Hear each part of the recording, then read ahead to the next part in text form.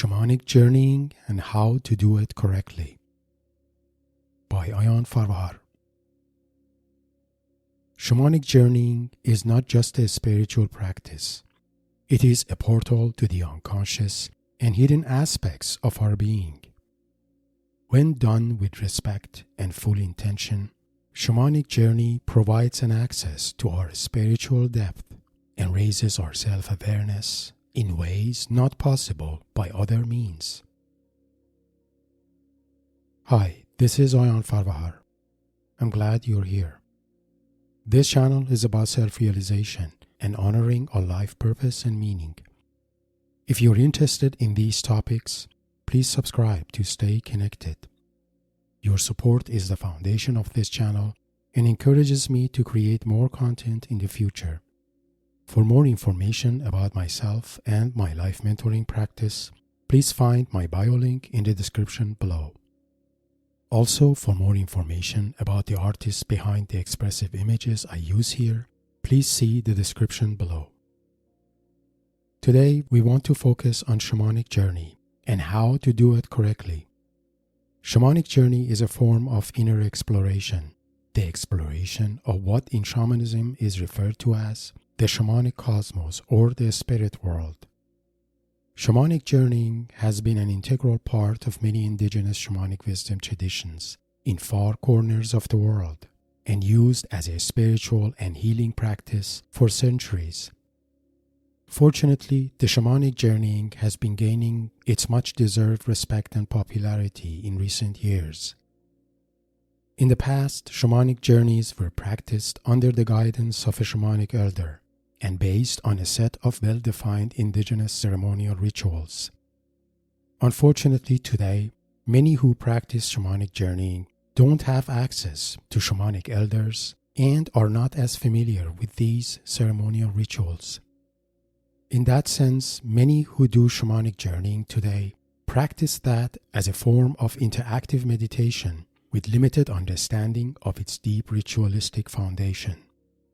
Learning to do shamanic journeys within a shamanic community and under the guidance of a shamanic elder is very important. But practically speaking, many shamanic journey enthusiasts don't live close to a shamanic community and don't have access to an experienced shamanic elder. So they have to learn shamanic journeying on their own, based on vague and at times conflicting information out there.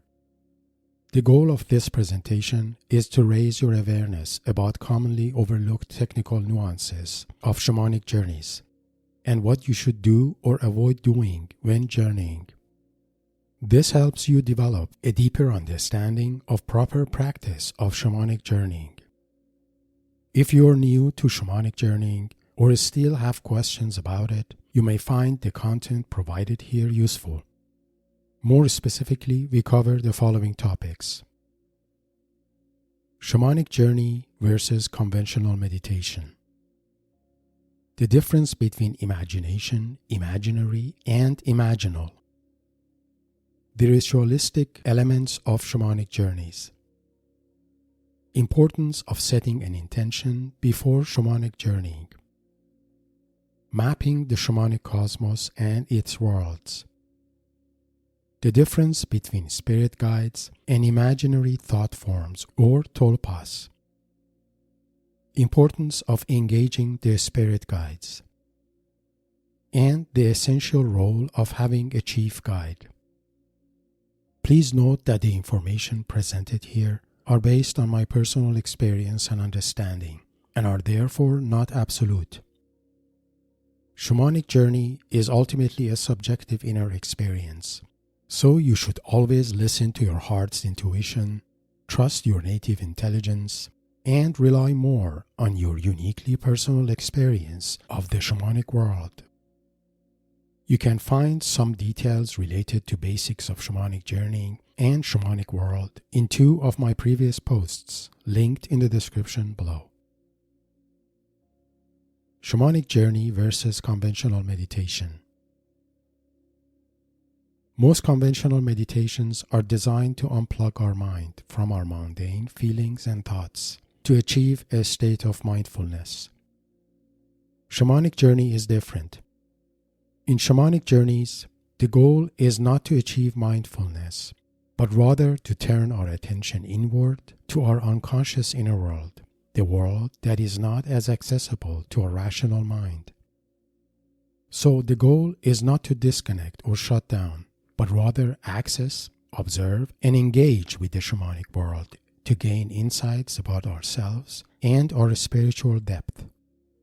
In a way, we can think of shamanic journeying as a self-guided expedition into inner dimensions of our being in order to raise our psychological and spiritual self-awareness.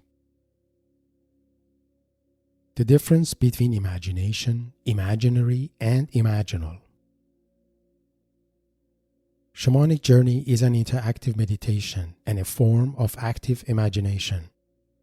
When we do shamanic journey, we use our imagination as an organ of perception to access the shamanic cosmos or spirit world inhabited by spiritual imaginal beings. There are some similarities between shamanic journeying and dreaming.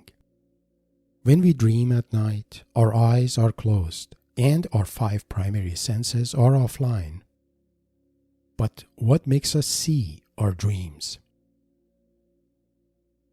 We see our dreams through the eye of our heart and the imaginative consciousness of our soul. Similar to dreams, shamanic journey is commonly practiced in dark rooms or with our eyes closed. This helps us awaken our imagination and imaginative consciousness.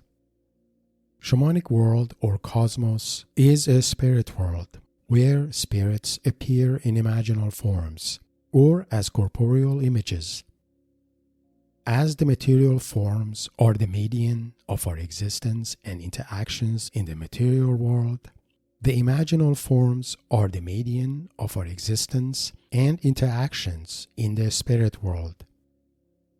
It is important here to explain what I mean by imaginal forms. The term imaginal is attributed to French theologian, philosopher, and Sufi scholar Henri Corbin.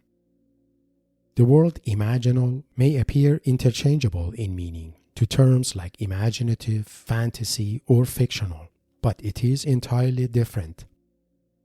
You can think of it as the way something appears in the shamanic world. For example, a spirit guide may appear in imaginal form as a wolf or bear. Imaginal forms are not the result of one's fantasy or imagination, but the corporeal representation of the spiritual beings or archetypes behind them. Similarly, when you are in a shamanic journey, seeing or sensing the imaginal form of your guide, you too embody an imaginal form, the form that represents how your spirit guides see you in that world. It is worth noting that the imaginal forms can change through time as one's consciousness evolves. Because of the role of imagination in shamanic journeys, the shamanic cosmos is also known as Mundus Imaginalis, which refers to the imaginal world, the world of images, the celestial earth, or the domain of the soul, where souls and other spiritual beings appear in their imaginal forms. Remember that when you do shamanic journeying, you're using your imagination not to fantasize or imagine things, but as an organ of perception to see or intuitively sense the spirit guides or whatever appears in your journey. The shamanic journey usually have 2 parts. First is to decide where you're going, for example, entering a hole in the ground or a deep cave. In this stage, you need to use your imagination to imagine the hole or the cave and enter it. But once you are in the hole or the cave, you need to refrain from imagining or fantasizing what you wish to see in there. Instead, you use your imagination, this time as a sensory intuition to perceive what appears in that hole or cave without wishful fantasies. In other words, you use your imagination to imagine things at the beginning of the journey, but once you arrive to where you intended to be, You should stop imagining and use your imagination as an organ of perception to see or intuitively sense what appears in there. This is the most important but commonly overlooked factor in doing shamanic journeys correctly. The ritualistic elements of shamanic journeys. Shamanic traditions are sacred and unique to specific indigenous cultures and practices, and therefore must be taught or passed on by qualified shamanic elders from each tradition. So the goal of this presentation is not to teach shamanism, but rather highlight the important aspects of shamanic journeying in particular that can benefit whoever is practicing it. At a high level, most shamanic journeys have certain ritualistic elements that are generally common in many traditions. So it is important for shamanic journey practitioners to know and honor these general ritualistic elements. At the most basic level, when you do shamanic journeys, you need to consider and respect the following ritualistic elements. Smudging the people and the space. Before doing shamanic journeys, the room and all participants must be smudged using sacred herbs like sage or copal. This clears any negative energies that may be present. Setting ceremonial boundaries. Shamanic journey is a ceremony and must have an opening and closing ritual. To open the ceremonial boundary, it is common to pay respect to all cardinal spirits, namely the east, the south, the west, the north, the earth, and the sky, and ask them to bless the journey. At the end of the journey, the ceremonial boundaries should be closed by offering gratitude to these spirits. Using sonic drivers, including drums or rattles. Shamanic journey needs a sonic driver, preferably a drum beat producing a theta wave frequency, about 4 beats per second. Rattles can also be used as a sonic driver. Theta wave relaxes our rational mind and awakens our imaginative consciousness to enter an altered state. Setting intentions, including invitations and inquiries. Shamanic journeys must always have an intention and serve a purpose. This intention can be related to something that preoccupies your mind, maybe a dilemma, or focused on deepening your self-awareness.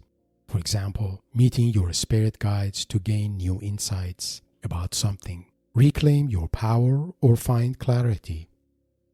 Please keep in mind that these are basic elements of shamanic journeys and may vary or be more involved in different shamanic traditions.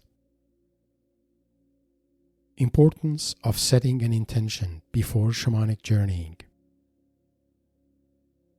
Shamanic journey is a sacred practice and should not be treated recreationally. Each journey should have a healing or life-nourishing purpose. So it is important to have an intention for every journey.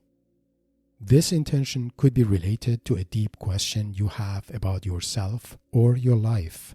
For example, about an emotion you feel or a thought that has been preoccupying your mind.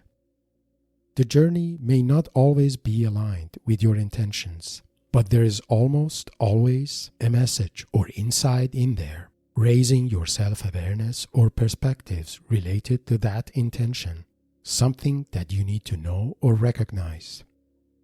Not having an intention before your journey may expose your mind to random encounters with spiritual entities that don't have any positive message for you. Similar to an adventure in the wilderness, where it is essential to have a map or a destination in mind, in shamanic journeys we need to have a map and a destination to avoid being lost in there. Mapping the shamanic cosmos and its worlds. Shamanic cosmos is infinite and has many worlds, each inhabiting different types of spirits and archetypes. These worlds are interconnected through a vertical cosmic tree, axis, or stairway, also known as the axis mundi. When you do shamanic journeys, you connect to your heart and through that access the axis mundi to venture into one of these worlds. The most basic and common classification of these worlds usually include the upper world, the middle world, the lower world, and the underworld. Both the upper and lower worlds are divine and angelic. The benevolent spirit guides commonly initiate the connection with us in either of these worlds. The underworld, as the name implies, is a dark and depressing world, like the land of the dead and the lost or exiled parts of our soul. The middle world is probably the most challenging to navigate during the journey because it is inhabited by lower astral entities, lost souls, or entities that carry negative or trickster energy. Most of our dreams during the night takes place in the middle world. It is important to consider this classification of shamanic worlds indicative and not absolute. As mentioned, the shamanic cosmos has many worlds, and through journeying, each person may gradually map these worlds differently. With experience, you can get a better feel about different areas of the shamanic cosmos and gradually build safe spaces in there. For example, having a rendezvous place to meet up with your guides, or building a safe and nourishing space for your recently healed soul parts. The possibilities of how to map and navigate the shamanic cosmos or create safe and sacred spaces in there are limitless. The difference between spirit guides and imaginary thought forms, or Tulpas. As mentioned earlier, we usually use our imagination to start the journey, but once we are in it, we should stop being imaginative and instead using our imagination to perceive any imaginal form that we see or intuitively sense in there. If we don't control our imagination during the journey, we may unknowingly create imaginary thought forms and assume them to be spirit guides. Our imaginative mind is very powerful and can create semi-autonomous thought forms, which are known as Tulpas in Tibetan Buddhism, or as esoteric non-physical beings known as egregores in ancient Greece. Let me clarify how these semi-autonomous thought forms are created. As an example, you can choose to imagine a cat in your room. Once you imagined it, it can continue to exist as a thought form in your mind. It may even interact with you as a semi-autonomous pet. The key point here is that if we don't control our fantasy or wishful thinking, we may mistakenly create and consequently view a thought form as a spirit guide. To avoid unknowingly creating imaginary entities during your shamanic journey, you need to refrain from wishful fantasies. For example, wishing you had a wolf or an eagle as a guide and forcing that into your journey. Instead, try to be completely open to whatever presents itself in the journey, as if you're having a non-lucid dream, where you're not the one who decides what you see in there. This subtle point is by far the most overlooked nuance in shamanic journeys and has a direct impact on the effectiveness of your shamanic journeys as a healing and spiritual practice. Importance of engaging the spirit guides. When done correctly, shamanic journeys usually involve encountering and engaging benevolent spirit guides. Some shamanic journeys may not be as visionary, and the connection to these guides is intuitive in nature, as if you're sensing the presence of a guide in certain form without so-called seeing it as an image. Regardless of whether you connect with your guides visually or intuitively, this connection should make you feel comfortable and inspired. If you don't feel comfortable around the imaginal beings you encounter, they're likely not your guides, and you need to move on and leave them behind. Each spirit guide has a unique energy and offers you specific wisdom and insight. One may be a wise elder guide, and the other a protective power animal. Each reminds you of a quality that you need to cultivate in life, or a wisdom you need to face and navigate your life challenges. So when you journey, remember to engage any spirit guides who appear in your journey. If you know the guide already, greet it and pay gratitude for it showing up. If this is a new encounter, ask questions. For example, ask the imaginal being if it's indeed your guide and committed to you with positive intentions. Ask whether it is here to share something with you related to your intention. If you feel uneasy around an imaginal being, cross-examine it to make sure it's a benevolent guide as opposed to a curious being that happened to appear in your journey. In summary, when journeying, keep your intention in mind and don't forget to ask questions.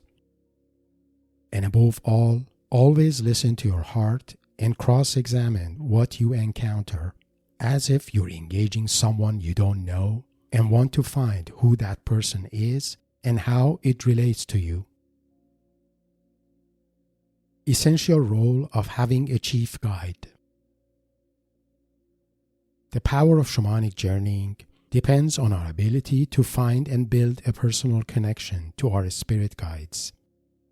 Spirit guides are autonomous, benevolent inner guides who volunteer to help us discover more about ourselves to manifest our best life. There are many of such guides, each having different archetypal energy. For example, I may have a guide as a power animal that gives me courage to face and overcome my fears, or a guide that embodies nurturing energy and comforts me when I'm emotionally down. I may also have a guide that is serving me as a wise companion, helping me make decisions when things are confusing and not as clear in my life. As you practice shamanic journeys, you gradually find and build connections with more inner guides. You must ask about and remember their names and what they wish to offer you. The most important of our spirit guides is our chief guide. Our chief guide is fully committed to us and to what we need to manifest in life. It knows more about us and our life than we ourselves do. It is truthful and always has the best intention to help us. At the deepest level, chief guide usually manifests as our daimon or guardian spirit. We can also think of our chief guide as our divine double or the celestial counterpart of our soul, providing guidance or intuitive insights in the course of our life. If you are a shamanic journey enthusiast, finding and building a deep connection to your chief guide should be your highest priority, because your chief guide is the master of your shamanic cosmos and can help you navigate it. Most healing shamanic journeys usually start by connecting with our chief guide, who will show us where to go and what inner work needs to be done. Shamans have multiple spirit guides, but their chief guardian spirit guide is the one that assists them in navigating the shamanic cosmos to do their healing work in the community. In closing, remember that shamanic journey should not be viewed as a spiritual adventure, but as a means to deepen your psychological and spiritual self-awareness to manifest your purpose in this life.